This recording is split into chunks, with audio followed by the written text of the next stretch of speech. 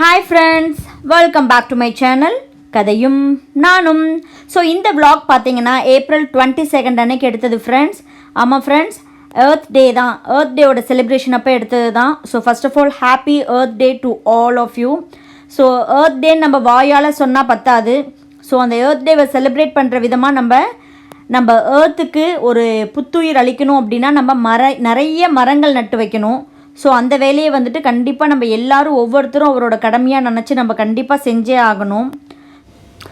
அழகாக ஒரு கொட்டேஷன் சொல்லியிருப்பாங்க, நம்மளோட கடைசி மரம் என்னைக்கு சாகுதோ, நம்மளோட நதிகளில் வந்துட்டு என்னைக்கு வந்துட்டு விஷம் கலக்கப்படுதோ, கடைசி மீன் நதிகளில் வாழ்கிற ஒரு உயிரினம் கடைசி மீனை வந்துட்டு நம்ம என்னைக்கு பிடிக்கிறோமோ அன்னைக்கு தான் நம்ம ரியலைஸ் பண்ணுவோம் நம்ம வந்துட்டு வெறும் பணத்தை மட்டும் சாப்பிட்டுட்டு உயிர் வாழ முடியாது அப்படிங்கிறதுக்காக. அதுக்காகவே நம்ம கண்டிப்பாக நம்மளோட உலகத்தை வந்துட்டு காப்பாற்றணும் அப்படின்னா நம்ம மரங்களையும் செடிகளையும் நிறைய நட வேண்டிய ஒரு கட்டாயத்திலையும் ஒரு கடமையிலையும் நம்ம இருக்கோம். ஸோ அதை எல்லாருமே ரியலைஸ் பண்ணிக்கணும் ஃப்ரெண்ட்ஸ்.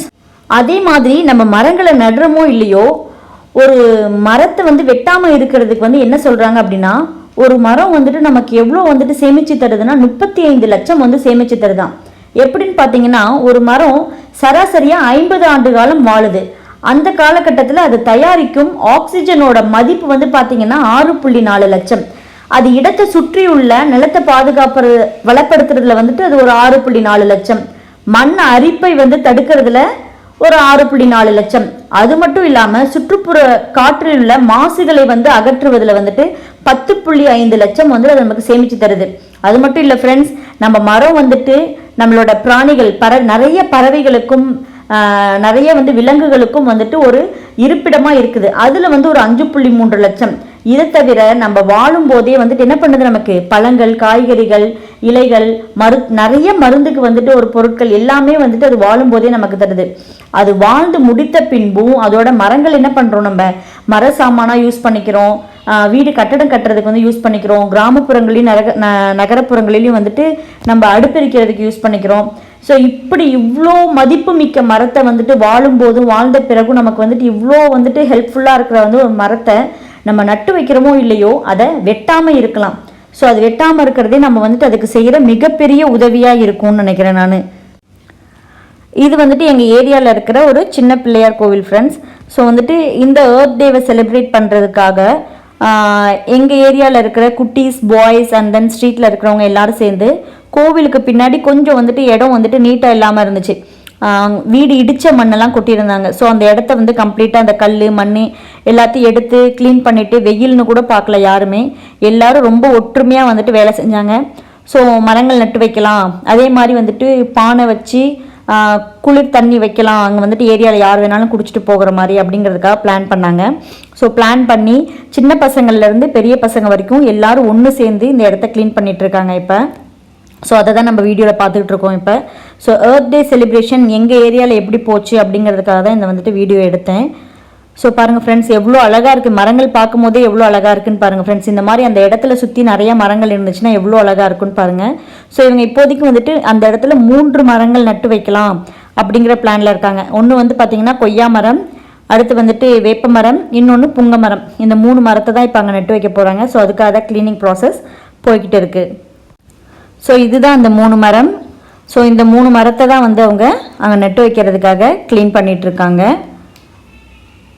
ஸோ பார்த்தீங்கன்னா எல்லாம் டயர்டாக உட்காந்துட்டாங்கன்னா, இன்றைக்கி வெயில் இப்போ இருக்கிற சுச்சுவேஷனில் வெயில் ரொம்பவே அதிகமாக இருக்குது. ஸோ இதெல்லாம் க்ளீனிங் ப்ராசஸ் பண்ணும் போது எடுத்த பிக்ஸ். ஸோ அதுக்கு முன்னாடி இந்த இடம் இப்படி தான் ஃப்ரெண்ட்ஸ் இருந்துச்சு. ஸோ இதை ஸ்டார்ட் பண்ணுறதுக்கு முன்னாடி எடுத்த பிக் இது. ஸோ இந்த இடம் இப்படி தான் இருந்துச்சு. ஃபுல்லாக வீடு இடித்த மண் அங்கே இருந்துச்சு உள்ள.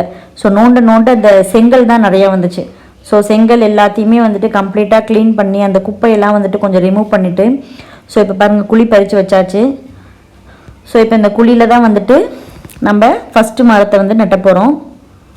ஸோ தொட்டாங்குச்சி வச்சு நல்லா க்ளீன் பண்ணி கொஞ்சம் வேர் உள்ளே போகணும் அப்படிங்கிறதுக்காக நல்லா உள்ளே க்ளீன் பண்ணிக்கிட்டாங்க. ஸோ ஃபஸ்ட்டு என்ன மரம் நட போகிறாங்க அப்படின்னா கொய்யா மரம் நட போகிறாங்க.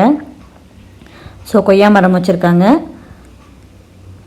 ஸோ கொய்யா மரம் கொஞ்சம் வளைஞ்சு இருந்துச்சு ஃப்ரெண்ட்ஸ். அதனால் அந்த கொஞ்சம் கொய்யா மரம் வளைஞ்சிருக்குங்கிறதுக்காக ஒரு குச்சி கூட வச்சு ஆலமரத்து வேர் எடுத்து அரச மரத்தோட வேர் எடுத்து அதை கூட கட்டிக்கிட்டாங்க. கயிறு கட்டாமல் அரச மரத்தோட வேர் எடுத்து அந்த கொய்யா மரத்து கூட குச்சி வச்சு கட்டிக்கிட்டாங்க. ஸோ அது வந்துட்டு சாஞ்சு வளைஞ்சு போகுது அப்படிங்கிறதுக்காக வந்துட்டு கட்டிக்கிட்டாங்க ஃப்ரெண்ட்ஸ்.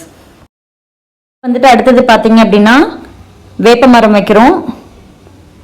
ஸோ வேப்ப மரமும் நல்லபடியாக நல்லா ஆழமாக குழி பறித்து மண் வச்சு வேப்ப மரமும் வச்சுட்டாங்க. ஸோ இதுக்கு தண்ணி நிறையா ஊற்றுறாங்க. ஸோ எப்பயுமே செடி வச்ச உடனே நிறையா தண்ணி ஊற்றுங்க, அப்போ தான் அந்த செடி வந்துட்டு நல்லா வரும். ஸோ தண்ணி பத்தலை அப்படின்னா வேர் காஞ்சிருச்சுன்னா செடி நல்லா வராது. ஸோ எல்லாருமே உங்கள் வீட்டுக்கிட்ட ஏதாச்சும் ஒரு மரம் நடுங்க. ஸோ அடுத்து புங்க மரமும் வச்சாச்சு ஃப்ரெண்ட்ஸ். இதை பார்த்துக்கிட்டு இருக்கீங்க, பார்க்குற எல்லாருமே எர்த் டே அன்னைக்கு தான் வைக்கணும் அப்படிங்கிறதுல எதுவும் கிடையாது. ஸோ உங்கள் வீட்டுக்கிட்ட ஒரு கொஞ்சம் இடம் இருந்துச்சுன்னா கூட அந்த இடத்துல வந்து நீங்கள் செடி நட்டு வைங்க. ஸோ ஒரு மரம் நட்டு வைக்கிற அளவுக்கு இடம் இருந்துச்சுன்னா மரம் நட்டு வைங்க. ஸோ மரம்லாம் எங்கள் வீட்டுக்கிட்ட வைக்கிறதுக்கு இடம் இல்லை அப்படின்னா ஒரு செடியாச்சும் வைங்க. ஸோ செடியும் இல்லை, எங்களுக்கு வீட்டில் இடமே இல்லை அப்படின்னா மாடியிலையாச்சும் வந்துட்டு ஒரு தொட்டியில் வச்சு வைங்க. மாடி தோட்டம் ரொம்ப அழகாக செய்யலாம். இது வந்து ஃபைனல் பிக் எல்லாமே வச்சு முடிச்சதுக்கப்புறம் வலையெல்லாம் போட்டு தண்ணியெல்லாம் வந்துட்டு கரெக்டாக போகிற மாதிரி அழகாக செட் பண்ணி முடிச்சிருக்காங்க. ஸோ அந்த செடி பாருங்கள், பார்க்குறதுக்கு எவ்வளோ அழகாக இருக்குது அந்த க்ரீனிஷாக பார்க்கும் போதே. ஸோ இப்போ எல்லாருமே வந்துட்டு செடி நடுங்க. நான் ஒரு கவிதை படித்தேன் ஃப்ரெண்ட்ஸ், எனக்கு ரொம்ப பிடிச்சிருந்துச்சு, அதை உங்க கூட ஷேர் பண்ணிக்கணும்னு நினைக்கிறேன்.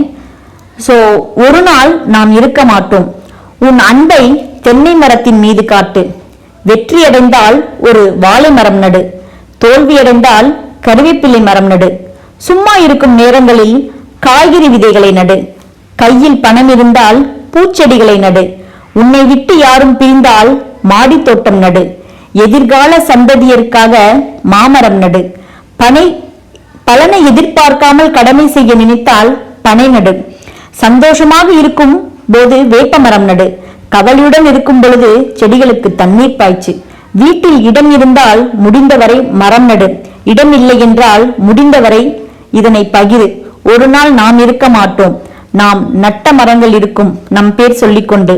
ஸோ இது ரொம்ப பிடிச்சிருந்துச்சு, இது ரொம்ப ரொம்ப உண்மையான விஷயம் ஃப்ரெண்ட்ஸ். நம்ம எல்லாருமே வந்துட்டு ஒரு குறிப்பிட்ட எண்டு நமக்காக இருக்கு, பட் நம்ம இல்லை அப்படிங்கிற சுச்சுவேஷன்ல கூட நம்ம நட்டு வச்ச மரமோ செடியோ காலத்துக்கும் வாழும். இது இவங்க வச்ச மரம், இது இவங்க வச்ச செடின்னு சொல்லிட்டு நமக்கு வந்துட்டு பலன் இல்லைனாலும் நம்மளோட சந்ததியருக்கு வந்துட்டு அது ஒரு மிகப்பெரிய பலனை கொடுக்கும்.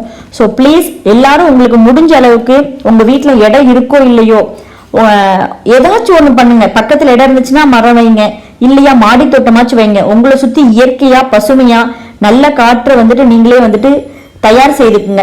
நம்ம வந்துட்டு அசுத்தமான காற்றுலையும் அசுத்தமான இடத்துலையும் வாழ்ந்துகிட்டு இருக்கோம் இப்ப. ஸோ உங்களை சுத்தி நீங்களே தூய்மையை வச்சுக்கோங்க. நம்மளோட பூமிக்கு வந்து புத்துயிர் கொடுக்கணும், நம்ம பூமிக்கு ஒரு உயிர் கொடுக்கணும் அப்படின்னா நம்ம பூமியில மரங்களையோ செடிகளையோ நட்டு வச்சு அதுக்கு உயிர் கொடுங்க. So once again happy earth டே.